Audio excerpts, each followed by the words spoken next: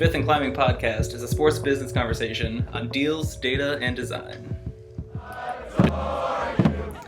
This week marked the end of the fourth season in the NWSL for Detroit City FC as they lost in the playoffs to AFC Cleveland 2-1. Despite the loss, they've been a major success in U.S. soccer over the past few years.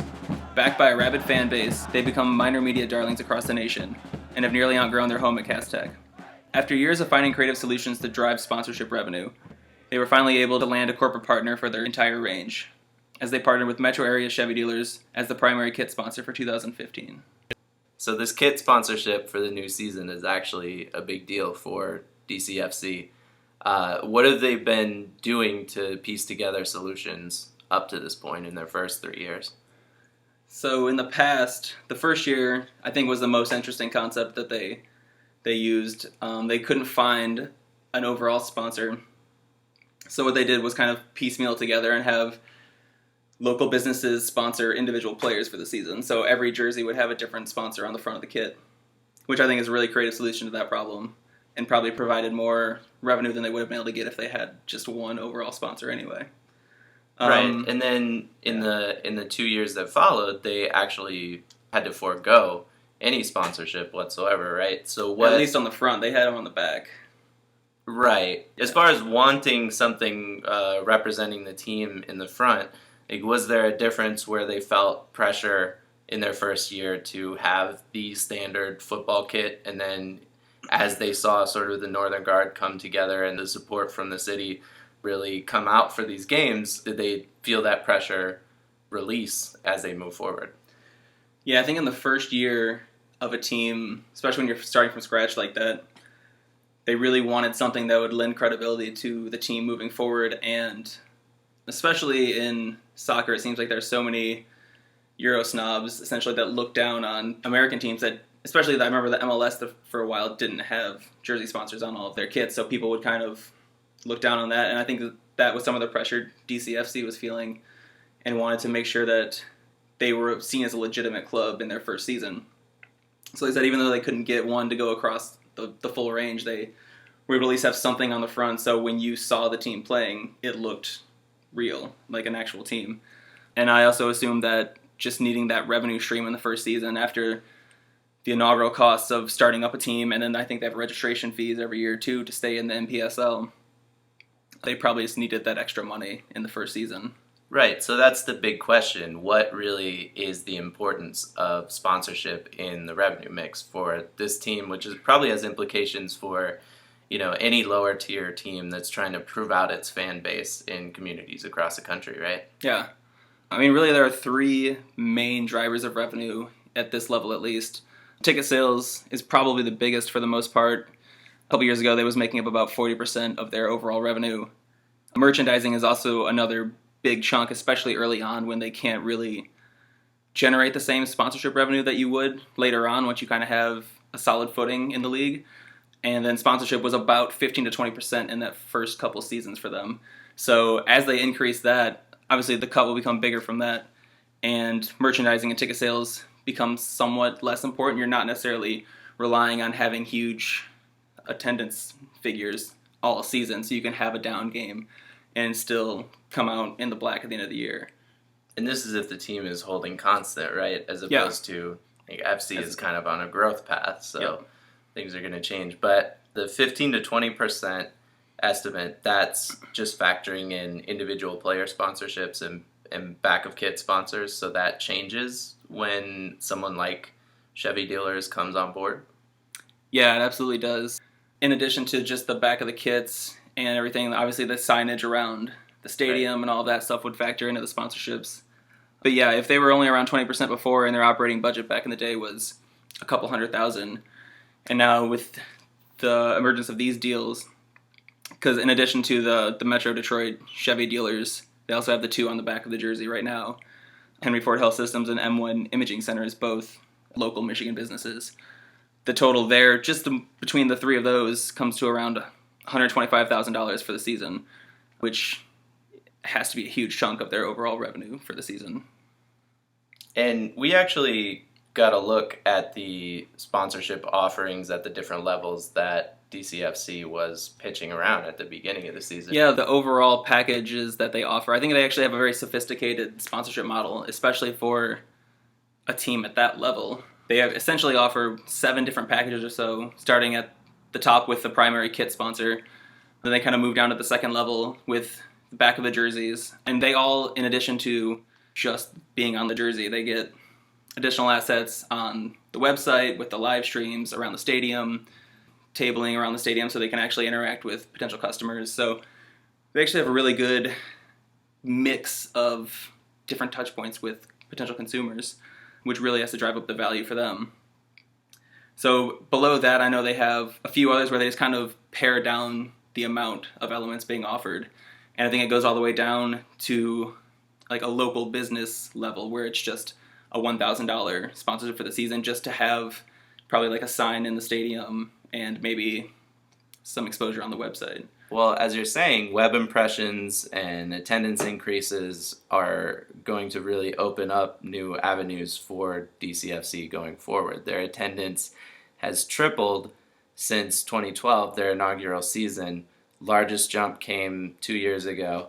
And with that rabid fan base in place, they have new opportunities in terms of sponsorship. If they're at the NPSL level, they're going to have to decide between the one-year deals that they already have and whether there's potential for multi-year deals and continuous guaranteed revenue. So as they continue to grow, they really have 2 options, deciding between continuing with the one-year deals or moving on to trying to lock in multi-year deals to guarantee revenue moving forward. But if Duggan comes along with the Bucks and they partner together, it kind of makes things easier moving forward if they were to move on to the USL or MLS. With MLS and USL, if you have a company that's willing to actually pay several $100,000 or even millions of dollars, they're really not going to be too worried about throwing that money around for multiple years. But at the lower levels, when you're dealing with companies that can really only afford to pay $75,000, $50,000 a year, like the Metro Chevy dealers, it's kind of hard to commit all of that money moving forward for multiple years. Especially in this case, when it's a group of small businesses. It's not Chevy ponying up $50K a year. It's a group of small business owners who decided to combine some of their revenue for a year to get more exposure for their business. So Detroit City's certain success has opened up all these options. It just depends on which is the right partner for them moving forward.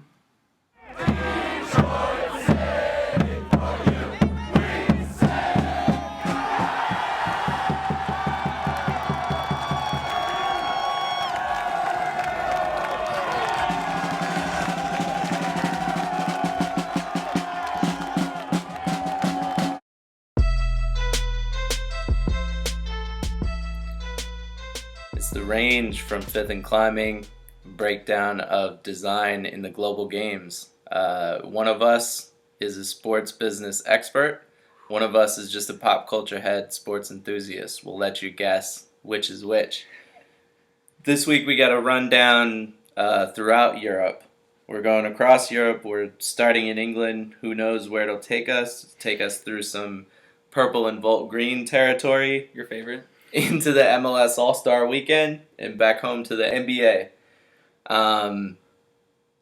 First up, we got to give a little bit of love to a team that we love before we move on to just some jerseys that make us question our own selves.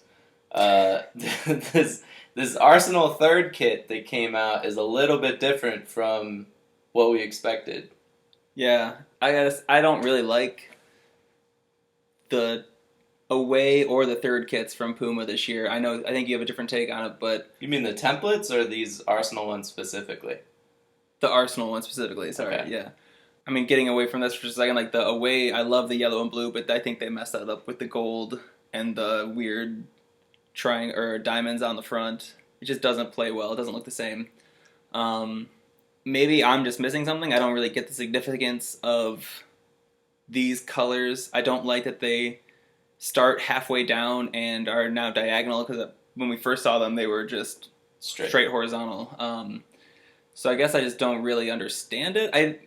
Again, we always talk about teams doing something different and just like kind of getting outside the box. So I can respect it in that sense. I guess that's what you do with the third kits, right? Right. They're just going to be worn 5 times next season, and these are interesting at least. And I don't know what your take on them is. Right, and is your want to say they're a little bit cleaner than the third look that the team had last year? Yeah, but the one last year was brutal. It was a little bad. bit rough.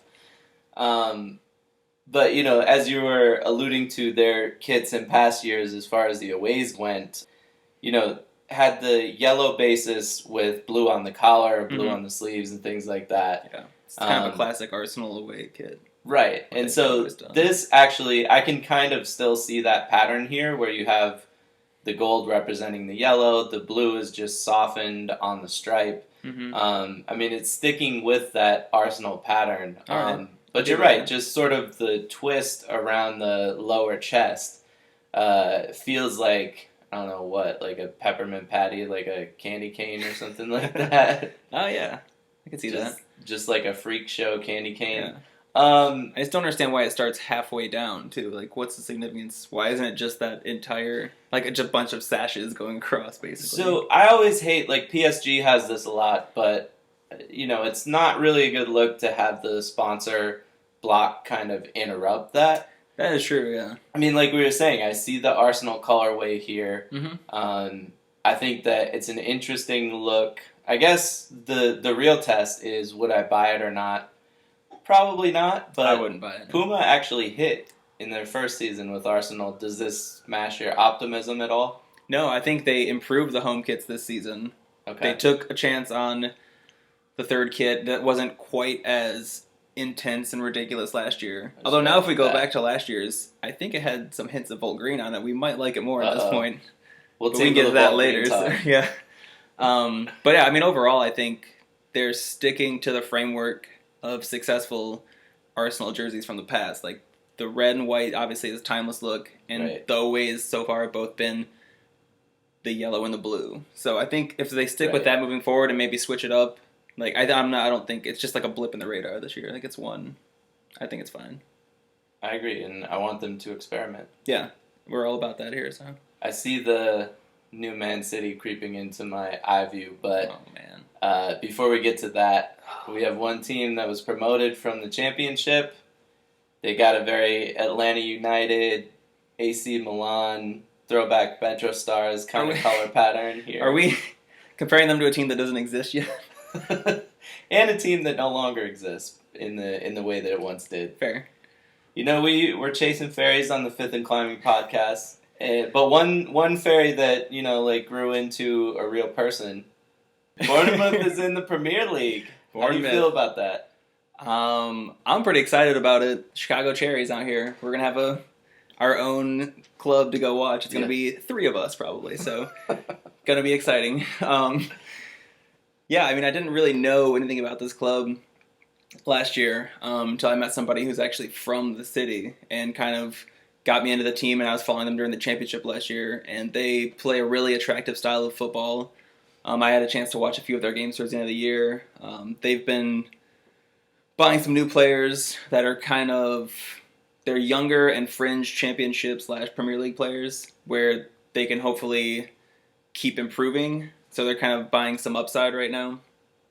But they also have 3 or 4 guys that are just really solid and will step right into the Premier League and probably be fine. So my buddy likes to say that they'll probably be fine. Like I would assume they stick around for the year and stay for another season. But he said they're going to take some real beatings at the hands of some of the big teams because they're not going to change the way they play. They're not going to ever park the bus and just try to get a result on the road at Arsenal. They're going to try to play the exact same way Arsenal does, and it could result in some beatdowns, but I think I respect a team that plays that way. And that had nothing to do with the kit, so now we're going to get your take on the kit, because I just completely glossed over that point. No, that was a great, recap into how they've been playing so far, what they might look like actually on the field, and, at the end of the day, these kits are made for how they're going to look on the pitch. The thing that strikes me looking at their 3 designs side by side, this this blue shoulder, black chest, black short away is kind of a huge departure from what seems like, the team's colors that tie them in with the community. In the in the same way that Atlanta United's colors make sure they're anchored in the community. They are anchored in the community. They keep that bond. And I don't know which is which. It's sort of like confusing me like a Cardiff fan right now. Do I want to go back to the blue, or is the red where I'm coming from, or Yeah. I mean, I'm just a little bit confused by the range here, I guess. Other than this third kit that's a lot more respectable than some of the ones that we've seen. If the pink is representing their support for causes to end breast cancer. Mm-hmm. Yeah, they're donating 5% of every jersey sale. Yeah, which might actually sound a little paltry on the surface, but you think about these championship club teams and what a boon it is when they actually get promoted. Yeah, and maybe they stay in the Premier League, maybe that they bump that up in the next few years, but respect to it. Either way. If they don't, they have to make sure they get everything they can from the one season while they're up there. Yeah. Because it's really hard financially when they fall back down and try to build back up. Like, teams usually don't go up and down. You go up and you stay, or you go back down and you stay down for a few years before you can ever get back. As in, you think they'll work their way up the table over time? Or, I mean, a lot of the teams sort of get stuck as mid-table teams and can't really crack that upper echelon. Yeah, I feel like I could see them getting around 13 or something, and just kind of living in that 10 to 13 range with some of the other teams. I don't think they can be a Southampton where they eventually are fighting for top 4 spots. And they've been there for a couple of years. In the modern era, we call that the AC Milan Inter Milan zone. Depressing. All right, I can't hold back anymore. I can't keep my eyes off of this Blue Moon kit that just came out yesterday. In fact, when we first saw the leaked images of this, I know we had a disagreement because they had it across the entire chest, right? Exactly. This moon design that's kind of grafted on and in the lighter blue, playing off the dark blue. And you thought it was just the community, if I'm not mistaken. The community on the moon, of course, where Manchester City is located. Yeah, you didn't. You thought it was just a little bit much on the front. It was distracting. It was just too much, and it looked like a training top. Yeah, it didn't look like a jersey. I can see that. So they scaled it back to just the sleeves, obviously now. Right. And so I had seen the short sleeve, and I thought it looks better that way without the chest. So I agree with you. But this long sleeve look, I can't wait for the winter games that Manchester City plays. This is going to be great to watch. You look at the game that they played this week, when the players came out of the tunnel or whatever, and in the shot that we're looking at right now, that's game action, you can see a little bit of the shoulder, but you can't really see the design. So, like you're saying, the design is really prominent on the long sleeve in a really smart way, where it's not, across the chest, where it takes away from it looking like a proper uniform, I guess. I hate to use the word proper, but the long sleeve look, calls to the Blue Moon. There's a shout out to the fans. Yeah. And, really lets them spotlight this look that we've seen with a couple of other teams where you have sort of the navy base in the fabric, and then the print is all this bright, almost neon blue. Yeah. Right, which it looks really good. It does, and the big shocker is that Real Madrid could have worn basically the exact same kit in this game that they played against them. Real could have gone that route and gone with the classic same look for both teams' games that we've alluded to in prior podcasts. However, they bust out this, what is I forget what the fabric's called. The gray, was it cotton mesh or something? Yeah, the gray, exactly. The gray cotton mesh. It's pajama fabric, right? Pajama fabric. It's absolutely looks like that, and it does. I mean, Adidas, we need to get a 2-tone jersey with cotton mesh light gray and actual reflective bluish gray short. I mean, the short looks. The short's kind of a hot look. Well, if that was the entire kit, right? If the jersey, the top was the same as this darker gray, right? That would be a good look, especially with the kind of Volt green that they have on the jersey. You mean the solar yellow? Solar yellow, sorry, yeah. Excuse me, Real Madrid. So the solar yellow really, I mean, it plays well with the darker gray. It doesn't really work as well on the lighter, right, like ugly gray. Right, and we've given, all due respect to Real Madrid working through the rainbow of colors in their jerseys. They and their kits, they bust out a new color every single year. And so you get to the gray, silver, bluish gray territory. And like you're saying, you can go a little bit darker like they've done with the short. And if you keep it consistent throughout the kit, that works. If you go a little bit of a nod to what we'll talk about later, but if you go with the silver, such as the Pistons are going with this year, I mean, that could work. It probably works better for a soccer kit than a basketball uniform. It's just the way Madrid used it. Right. They blew it. You can't, and it's hard to mess up the Volt green / solar yellow in like right now. It is. It's hot. I mean, we're seeing it right here in 5 different looks, no less than 5. Yeah. It's overwhelming. It is pretty overwhelming. I mean, to be fair, Man City is probably not going to carry over this, purple base Volt green third kit from last year. And when we say 5 looks, we don't just mean that 5 of them have Volt green. We mean that 5 of them are using Volt green and looks like the same sort of hue of purple in some combination or another. I mean, the Liga teams that we're seeing, the Liga 1 team that we're seeing, have a very basic, all purple pattern, collar, trim, everything with the Volt green swoosh.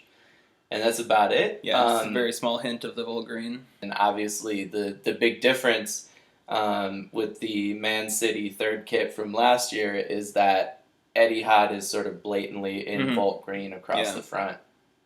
So that said, you look at Nike had this whole range of very sharp colors last year that they put together for 6 different teams, and you look at the PSG kit that served as their third kit last year, and it's the red with I think navy lettering that fits with the team's actual color scheme, and Inter just pulled the light blue out of the pinstripes that they had last year and just made it the main color on their third kit. So it made sense. Nice look, It fit with the team's identity.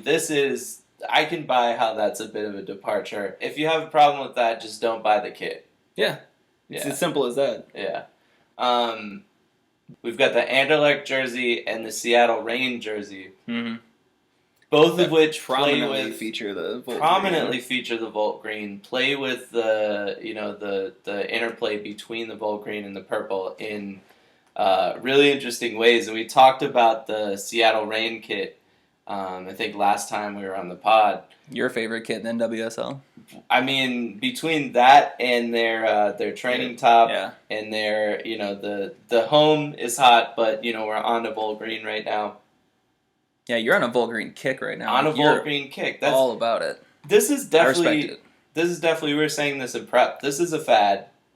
We're not going to feel this way in 6 months, so we got to live this up. I didn't feel this way 6 weeks ago, and now all of a sudden, I can't get enough of it, and it's everywhere. Thank you, Carly Lloyd. I love Volt green. Yep. I guess it's not something that I want to see everybody adopt. I don't want to see a whole hell of a lot of this. Yeah. But, I like it as a bit of a departure. And this Seattle Reign kit, like they're really playing around with the shoulder look, as we were saying. There's a line of a different color. The Volt green really goes from the shoulders down to right below the crest. Exactly. And then from there on down, it's all purple. That's a play that doesn't really work in a lot of cases. It has to be a stark contrast. So if you have a white base at the bottom and you do, say, a navy or a black around the shoulders, that can work. Yeah. That looks good. This is, again, a very clean look that has enough contrast and really highlights the Volt green. The Anderlecht jersey is really interesting because they took it even further. They've inverted the value proposition here, right? All Volt green, hints of purple everywhere. Yeah. which they've done by using obviously the Adidas template for 15-16 Mm-hmm. and making the collar purple and making what did you call that, the three stripes on the shoulders are purple as well. Yeah, that Adidas has on every jersey. Right. This is what I think is going to turn this into a fad. When you have the Volt Green as sort of the base, that's going to be... It's too much. It's going to be interesting to see that on the pitch. Yeah. I mean, I like it here, seeing it, but like I said, on the pitch, that's going to be maybe hard to watch for a full 90 minutes. Right. It's just a lot. If you have like 11 people running around in this out there all at once, that's a lot of brightness on one screen, so... It's kind of like when Michigan slowly got more and more neon yellow in their basketball jerseys. It's a lot. For the fans at home, he's shaking his head right now. But yeah, it has to be used smart with the tiny, not touches. As minuscule as Cayenne and the La Liga one, but where it's the Man City, where it's just kind of the details, the stripes down the side. Right. I think that adds just that little bit of light and color to the jerseys, whereas this is just in your face. Right. I mean, there are also two things with the 15-16 looks that incorporate this purple and Volt Green color pattern. None of them are terribly, terribly prominent. Mm-hmm. The other thing is, the U.S. women's national team pulled off the Volt Green in a black, white, green pattern. Yeah. This purple combination is something that's so sort of attention grabbing and, or I should say, a play for attention. That's another reason that I think that particular pattern plays into sort of a short lifespan. Yeah. The Volt Green with the black is more of, I guess, a classic pattern that I wouldn't be surprised if a higher level club tried to pick up. I actually wouldn't be terribly surprised if Puma gives that a look for the Arsenal third next year. Yeah, I could see that. And it would be an interesting look. I wouldn't mind that at all. Yeah. For now, we're on the Volt Green bandwagon. Yep. We love bandwagons. We love Volt Green. We're going to stay where we are. I'm good with that. Cool. For a while, anyway. Just circling back for a second to... I had a chance to go to a GRFC, Grand Rapids FC game this past week. Supporting those lower tiers. Especially in Michigan right now. Fourth tier team in Michigan, shout out to lower level fan bases coming out for these games. It was in excess, I think, of 4,000 fans at this Grand Rapids game. Really? Can we just process that for a second? Playing at a high school, I assume, right? At a high school, yeah. I mean, they all do at that level. So, right? How rowdy was the crowd? Was there were there a lot of families there, or was there a big supporters group that was just bananas the whole time? Contrary to the record on our Instagram, which suggests a rowdy crowd but displays an absent crowd, it was a great atmosphere, and you could tell that the city was behind at least having that option. Yeah. Well, the thing is, I'm sure there's a lot of soccer fans there, and they love watching on TV. But it's just great seeing it live, like having that atmosphere and being at the actual field and watching it there is so much different. So I can see where they're getting thousands of people there. But the pregame shocker and how this relates to circling back to the Seattle Reign. There is a connection. We should also mention the Cascadia showdown in a second. Okay. However, the connection to GRFC is that Nike uses the template that they have for this training top that we love for Seattle Reign. Mm-hmm. It's the exact same thing for GRFC, and it's kind of interesting to me how NWSL, we saw how they'll usually have either a dedicated stadium or they'll use a college field or something like that. Fourth tier teams are probably more likely the ones that are going to go to a high school and probably have lower capacity. Yep. But at the same time, Nike is leveraging the same template across these two leagues. And do you get the sense that speaks to the standing of NWSL and how, we need to see it grow a little bit before Nike gives it its due respect? Because, when you watch these two games, there's a definite break in quality of play between the lower tier men's team and the quality that the women's national team is coming back to in NWSL. Yeah, I don't know if it very well could be that. It could also just be the same way that Adidas has its template where they have, every year they kind of put out similar offerings across all of their teams. Maybe Nike has this across the U.S. teams potentially that they give. Although, isn't that what? Well, I mean, I guess Adidas is outfitting the MLS. Yeah, so and that's why we wouldn't have seen them anywhere else necessarily. But it also very well could be that just they have this template and they just ship it out to all these lower tiers, Mm-hmm. and they just kind of group all of them in the similar grouping, and that's how they view the NWSL right now as a lower tiered league, which it's not. Like you said, the quality of play is much higher, and they have better attendance and all of that. So, yeah, hopefully that will change if that is the case coming up now with all the focus on the women's league following And the World Cup. one thing that's going to get that to change is when you have a game like this Cascadia Showdown this week, where attendance records, was this an attendance record at 20,000 plus? 21,244 or something like that, I think. Right. Yeah, it was a sellout at Providence Park in Portland, and home game for the Thorns. That condolences. Yeah, it did not come out with. Yeah, I guess it really affected Topin Heath. By the way, she was broken up after the game. Really, apologizing to the fans because it was just overwhelming to have all those people come out, and then they didn't have a particularly great performance that match. Like, Seattle definitely outplayed them and deserved to win that game. Well, let's redirect our condolences to her then. Only her. Only her. I wish the Fox Sports feed would have been of higher quality. Not even just Careful what you wish for. It could be worse. Yeah, it could be. We got to watch it at least, right? So it's fine. But beyond it breaking up, I mean, we both noticed that the sound was very low. Like, even when we had it all the way up, you just couldn't hear as well everything that you would on a usual broadcast. And I saw somebody tweet that it's a shame that the sound wasn't working for this game because they couldn't hear the atmosphere at the game. Because the crowd was chanting. It was like similar to a Timbers game where they had that supporter section down there in the north end, whichever end it is of the stadium, just chanting and going crazy the entire time. Right. And we didn't really get to experience that. Yeah, and we were talking about, if the whole point of this partnership with Fox Sports is exposure, then it's not really a win. If it's something like revenue, fine, that's good. We want, the league to grow from that perspective. Yeah.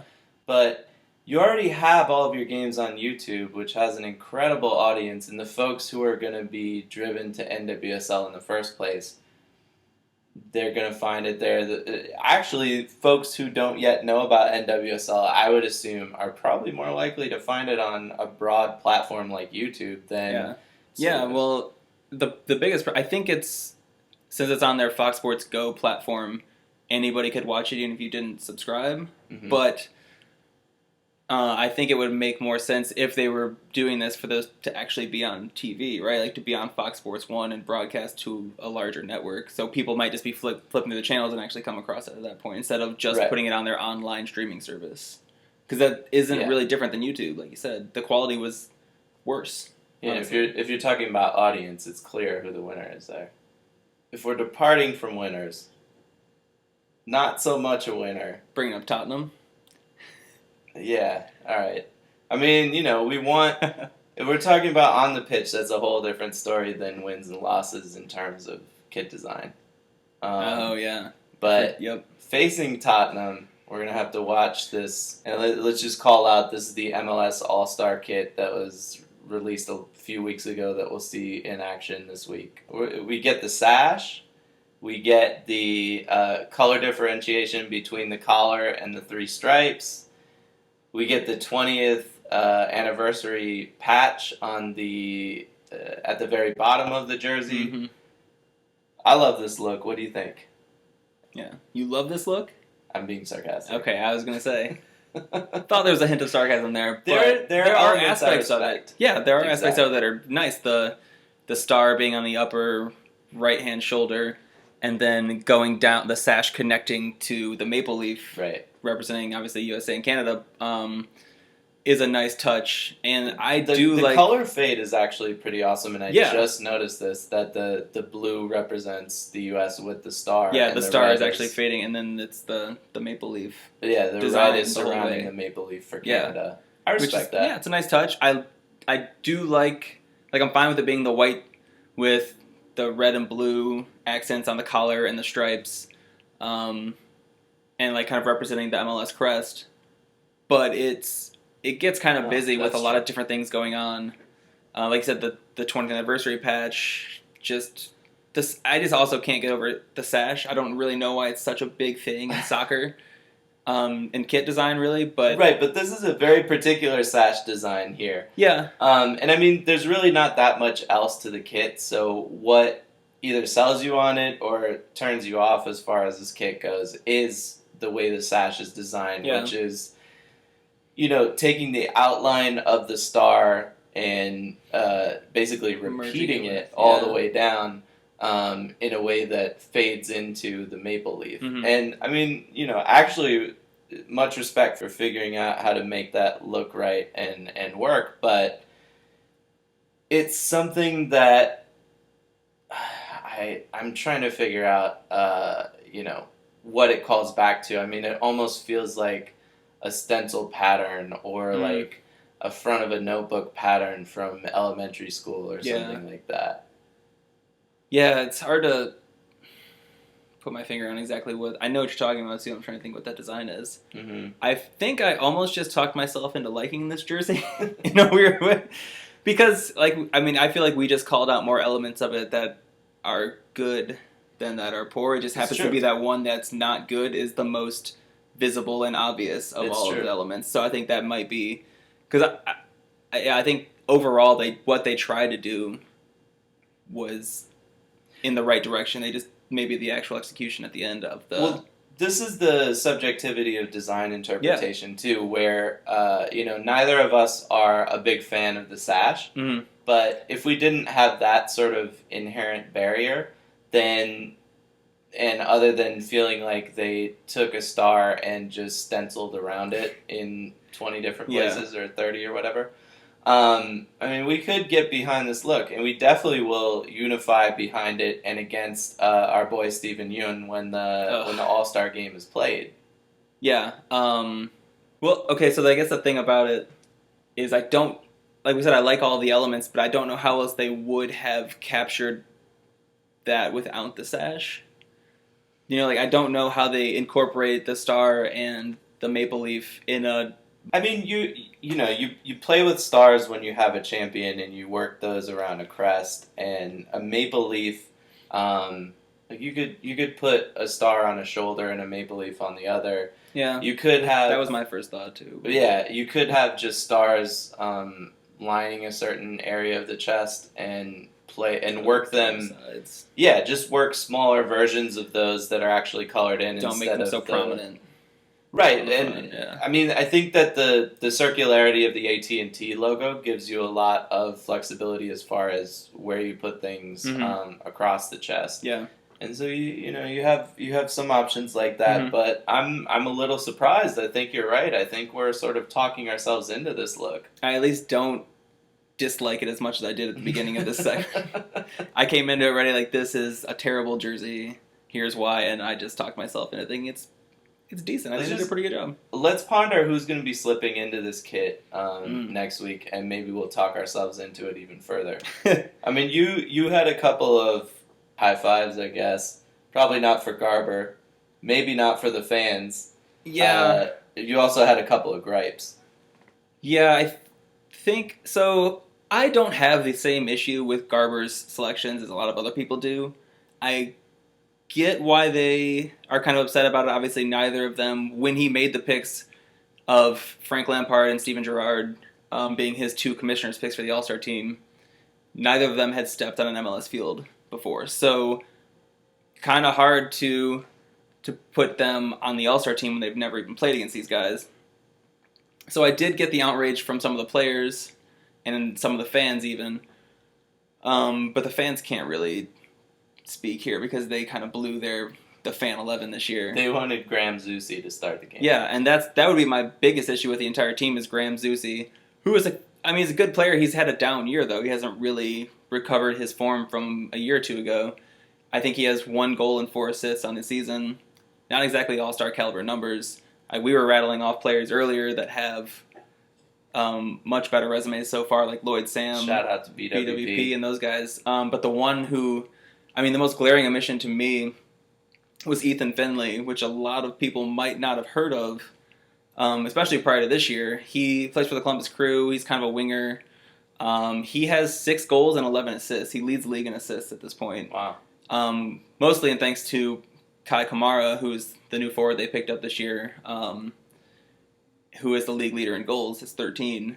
So beyond that, the Fans missing Kai Kamara, Robbie Keane, and arguably league MVP at this point, Javinko. Yes. I don't know how they get left off of the Fan 11. Like, those are probably, they're putting together the 3 most impressive statistical seasons this year. Right. And Javinko's carrying that team through the absence of Michael Bradley and Josie Altidore. The atomic ant should not be left off of any list this year. And I just don't, he's had so much publicity surrounding his move, I don't get how fans could at least not be aware of him and vote him into the 11. To be fair, when this news first came out, you were on the side of telling fans who were upset about this to calm down. He's going to be on the team. Yeah. Because the coach is going to pick him. He's not going to leave him off the team. They understand. Yeah. But the fans who voted, who didn't vote for him, I just can't. I don't see their thought process. You can't have, like you said, the potential MVP of the league not start the All-Star game. Yeah. And I know it's a popularity contest generally, so that's why a lot of these that's the argument that you brought up. Yeah. But that works if you're sort of teetering on the edge and you might be a bench player in the All-Star game or you might be a starter. But this is probably the best player in the league. Yeah. And he's got to settle for a bench role. It's an egregious omission, honestly. It is. It's absurd. If folks had seen the comic book cartoon that Toronto FC has put together for the Atomic Ant, have you seen this? I've seen bits and pieces. Oh my goodness. They also have they're giving away a shirt. Either they just did or they're going to. That's the Atomic Ant logo, the atomic symbol with an ant in the middle. It's I would love to get my hands on one of those. He's literally a f***ing superhero. He is. It's absurd. And he can't get voted into a starting slot in the All-Star game. No room for him. How do you think he looks in this kit? Same as everybody else. Yeah. Pretty much at this point. I bet he'd be upset that there's no green in this. We got the U.S. represented. We're not trying to rep Italy right now. This is just the teams that are in the leagues. I don't care. We're done with that. We're moving on. Time to move on to the NBA. This is ridiculously exciting for a long-time NBA kit head. This was an overload when I first saw it. There's just so much going on. There are 50 plus looks on here. I didn't even see the Pistons for the first time until you mentioned it to me. Which is egregious. Well, where are they? It was a small... I'm not revoking that it was egregious. But let's clarify what we're talking about. Earlier this week, on Twitter, I believe, someone who had come across what must be floating around to a bunch of people, 2015-16 season identity updates for the NBA, broken out into buckets and categories. Decided to snap a pic, throw it up on Twitter for the world to see, at UniWatch, at Phil Hecken, shout out to them. Thankfully, we got to see it. This is pretty awesome, the way that it's laid out. Yeah, I think it's really interesting to see the buckets they drop everything into, more than even just to see the kits. Or the jerseys, stuck in soccer. It's very confusing. You get these things in catalogs, and sometimes they're laid out kind of like this. You might see each individually, but it's really interesting to see how the renderings are kind of put together, and when you look at the new identity bucket, where teams have their primary home, primary away, the full range, and third uniform, sort of stacked like this, where Yeah. you can't necessarily see the whole look, but it's just sort of a reference, and that makes it such that can't completely see this Bucks third jersey. You know, we saw the first two looks, the white home jersey, the green aways. Yeah. Big fans of those. Oh, those are great. Yeah. Those are the favorites out of the new looks this year. Yeah, I think hands so. down. But this third jersey is black. It has the same siding. It invokes the cream, all that good stuff. Mm-hmm. But it has and we can't completely see it in this sheet that... Yeah, it's kind of blocked by the others. Right, that was passed out. But it does have the deer head in the middle of the uniform. Mm-hmm. And this plays into what we were talking about as far as setting up NBA uniforms to have sponsorships in the future. Yeah, and I mean, we talked about it earlier with Adam Silver, since he's taken over as commissioner. Kind of every little tweak and move they've made as far as jerseys go has been setting up sponsorships being on the jerseys eventually. From the sleeves, which was a very obvious play, just giving more real estate really to put small patches anywhere, to now these, like we said earlier, kind of they're developing crests almost, where it's not going to be the team name or the city name across the front of a jersey anymore. It might just be a small logo up where the NBA logo is. Right. So just to clarify, I mean the comparison here with what's possible really for sponsorships or ads on NBA jerseys, I think is soccer kits, the way that they're laid out, where the sponsor's logo is across the chest, mm-hmm. and the crest is up on the near the shoulder. Yeah, much less prominent. Right. Whereas the expectation when the NBA gets started, from, like you're saying, moving the logo to the back of the jersey to make room, mm-hmm. Is that they can't necessarily go with a sea change and go with the way that the soccer kit looks or the way that the WNBA jerseys look now. Yeah, it's going to be very slow. Right. They're going to have to maintain the team name and number on the front, mm-hmm. and have a smaller version of the brand logo, like where the crest is for a soccer kit, up near the shoulder. Yeah, so essentially where the NBA logo is now. Right. They might end up having to move that, since Nike is going to be on the other side where it was. Eventually. What? Where the NBA logo was. Is it It's gone? It's gone. Oh, it is? Okay, it was well, so there you go. last year. It was? Yeah. I didn't pay attention to that. Oh my God. On top of my jerseys, clearly. So that'll probably be on the right side, and then they'll just probably put a sponsor up where the NBA logo was. One would imagine.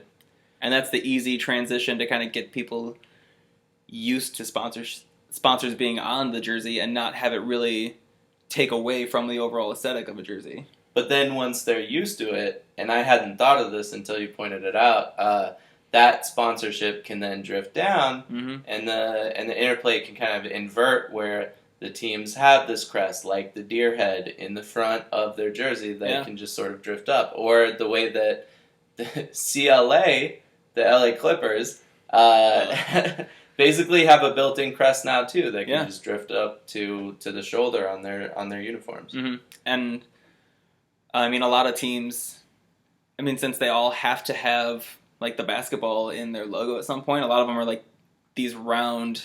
Like, I think we pointed out a lot of the new ones are just basically like these round logos, right? That could double as a crest very easily if you just shrink them down and put them up there. And you've got everything's moving. And you've got more ad space on the sock which is being tested out this year. Yeah. These are definitely the little changes that are setting up. Mm-hmm. You can't go with the sea change immediately, exactly. But the league is, as far as the uniforms go, the league is not going to look the same. How quickly do you think this will come together? I think within 2 years they'll at least have the patch, right? The small patch, and then from there it's really how the fans react. There will probably be a bit of a pushback from some people at the beginning. Leagues always ignore that anyway, because people are still going to watch and they're still going to buy jerseys. It really doesn't matter. And then probably within a couple of years, you'll see things like the logos getting smaller and then the sponsors becoming more prominent until eventually they are soccer kits. Or, I mean, WNBA has two. They have a league-wide sponsor across the bottom underneath the numbers, and then they have their own sponsors they can sell for each team above the numbers, and then they have their crest up in the corner. And this is something that you were saying is very critical for the NBA to test out, because they might not be held up right now on putting ads on uniforms because of some anticipated fan backlash. It doesn't seem like Adam Silver thinks that his product could be dented in that way. Yeah. It seems more like there's an issue or there's a hang-up around revenue sharing. Yeah, I think the biggest issue, I think they would have already had sponsors on the jerseys if they can resolve basically how the revenue will be split from these deals. Is it going to be the teams just sell their own, they keep 100% of the revenue from that, which will create a big disparity in the league because, we talked about earlier, the Lakers obviously have a much bigger following and fan base than the Milwaukee Bucks or someone along that level, where they're just going to be able to sell it Frank Monroe. Where they're going to be able to charge probably 10x what the Bucks can. And that's just going to be a little bit hyperbolic. I mean, probably a little bit. It really depends on where the values come out at, honestly. Yeah. It's kind of tough to know, but there's that scenario, and that I think what obviously the smaller market teams are going to want and push for is basically either the league sells it like across the entire league and there's just one and it's split evenly amongst all the teams, or each team can still sell their own, but then that will go into a pot to be split up, maybe not equally, but to make it a little more equal. Well, and the question is whether you have enough sponsorship opportunities to come up with a mixed model like the WNBA has, right? And having, when you're starting out with just a patch ad on the shoulder or near the shoulder, then it doesn't look like they're enough, but maybe that's what the sock is for. Maybe maybe you put it on sleeve jerseys, or you put a league-wide sponsor on sleeve jerseys that are worn some nights, whereas the teams come up with their own shoulder sponsor, right? Yeah, and then another issue too will be nationally broadcast games versus regionally broadcast games, because as of right now, if a certain category conflicts between league and team-wise, when it's a nationally broadcast game, that's going to take over in the stadium. So that they will get... So if it's an industry, say, like there's the airlines for the NBA, and one team happens to sell their jersey sponsorship to a different airline, if they're playing on national TV, they might have to remove that and go with the national... or the NBA sponsor. So there are a lot of things to kind of take into consideration when they're developing the framework for how this is going to look going forward. But there's really no question that framework will be developed one way or another. Yeah, I mean, the revenue they can gain from this is going to be huge for the league, and especially as they move forward and find ways to make it more prominent, it's just going to keep skyrocketing. And if you look at the sponsorship revenue in soccer right now, it's incredible. So why would they pass up this opportunity? And how could Adam Silver? Yeah, he's so for advancing the game along these lines as far as finding new revenue streams. David Stern stepped aside so that Adam Silver could step up in this way. Yeah, he knew what he had lying in wait. He's like, it's gonna be in good hands. I'll let him take it over. Let the lion out the cage. Once you let him loose, it's over, man. So the real questions are, how is this Pistons uniform gonna look on the court? How long is purple and Volt Green gonna last? These are, these are life's big questions that we ponder every night. Plagued man for many a year, and we'll have to see how they play out. As always. But as far as the range, as far as fifth and climbing, we can be found across several platforms. This episode will be up on SoundCloud and iTunes. Please subscribe, follow. You can find additional content in our show notes on the website, on YouTube, and until then,